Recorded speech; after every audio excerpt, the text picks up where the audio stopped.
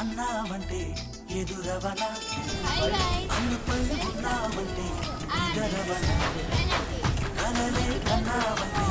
నిజమై ముందుకు రాన కలకై ఉన్నావంటే కలనవన అమ్మలో ఉండే సగం అక్షరం నేనే నాన్నలో రెండో సగం లక్షణం నేనే అమ్మ తోడు నాన్న తోడు అన్ని నీకు అన్నే చూడు చెల్లిపోని బంధం నేనమ్మా చిటి చెల్లెమ్మా వెళ్ళిపోని చుట్టం నేనమ్మా